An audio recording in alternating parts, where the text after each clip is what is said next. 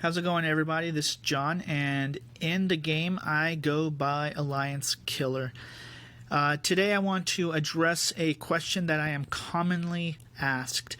I'm part of a group of alliances. There's 5 alliances in total, and the alliances range from very experienced players all the way to players that have joined an alliance for the very first time, and we all try to help each other out in learning how to play this game and do better at this game. And one of the most common questions I am asked is how I choose which heroes to focus on first. Now, my gameplay is a bit different at level 63 than it was at level 30 or even level 20, right? It changes as time goes on and as your benches develop. A bench is a group of heroes, team 1, 2, 3, 4, etc., right? So the one thing that has always remained consistent is how I set up my hero roster when I am working on leveling up heroes, right? So I want to show you what that looks like and give you my reasoning for that.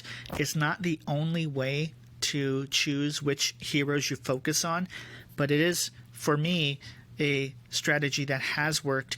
And if you have other strategies, I'd love your feedback. If you're watching this on Facebook, put your strategy out there on the comments, or if you're watching this on YouTube, put your comment down there on how you choose to do it. There's all kinds of ways to do it, but with that being said, let me jump into my hero roster and I'll explain it to you a little bit. Go up to the top.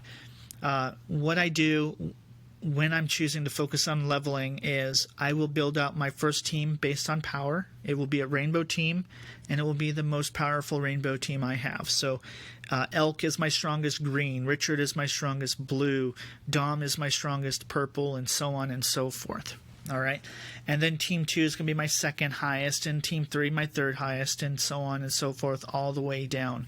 So regardless if you have 6 teams or 20 teams, I actually have 9 teams. Don't hate, it's a choice I made. It doesn't matter. This is how I've set this up, and then what I look at is who can I bump out of a position.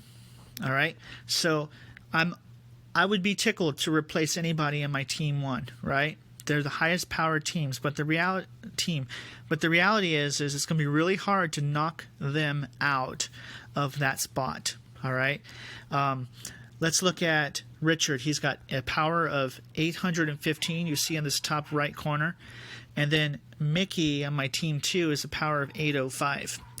The only way I can knock Richard out of that first spot with Mickey is through emblems, and Mickey is definitely worthy of emblems, so that is something I am working on. It won't be too long before Richard is moved down to position 2, team 2, and Mickey moved up to position 1.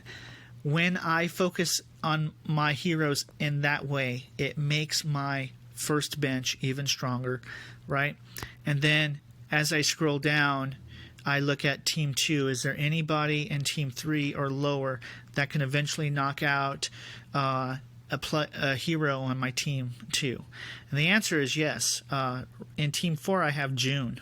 No, I'm sorry, I have Justice. Excuse me. Justice is level 44. She's fully ascended. Her power is 711. Here soon, Justice is going to knock out Wukong, who has a power of 714.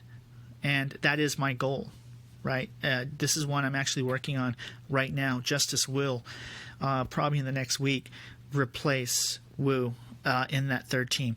That means Wu goes down to team 4, but my third team is that much more stronger. And maybe as I continue leveling Justice and with a set of emblems, Justice will eventually replace June in team 2. And who knows, maybe Onatel in team 1.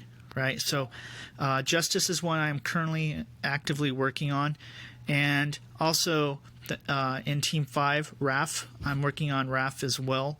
I do have enough material to ascend him when the time comes, and Raph is at 658. I want Raph to replace Grim, which is a 4-star in my Team 4. Right, so I'm always working on 2 heroes at a time. I'm splitting my resources between them, making them stronger little by little.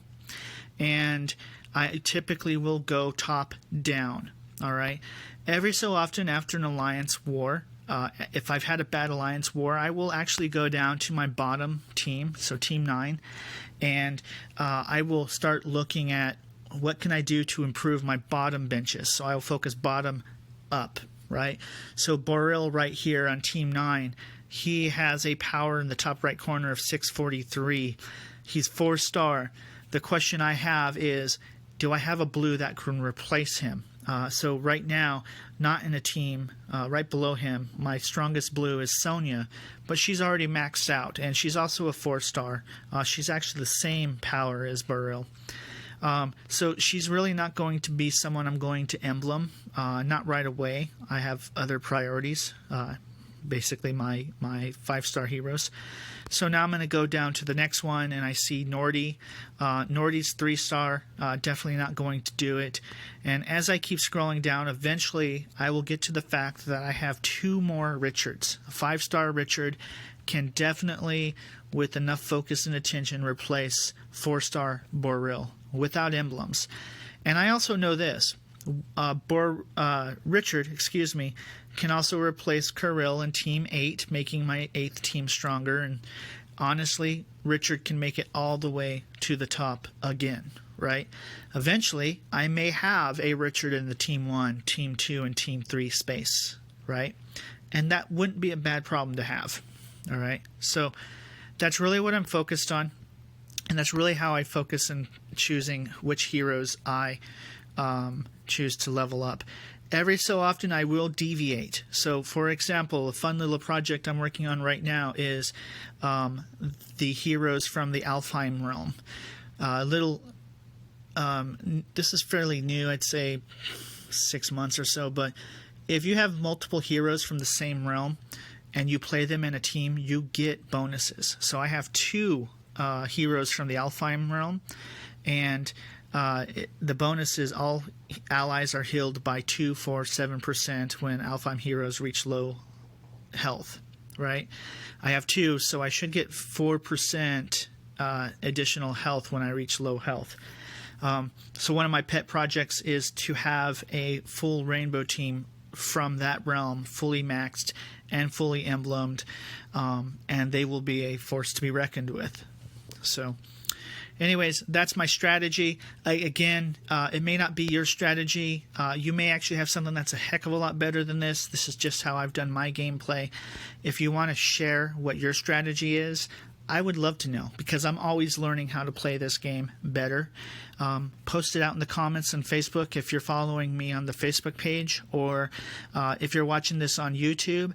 Of course, subscribe to the channel. I'd appreciate that. But also in the comments for the video, you know, is this a good strategy, do you think? Do you find this strategy to be useless? Do you have a better strategy? Let's hear it. Let's share and see what we can come up with that's better. I'm not opposed to learning. This is just how I do it, and this is how I answer the question pretty much every time it's asked. So thanks, guys. Have a great day. Take care.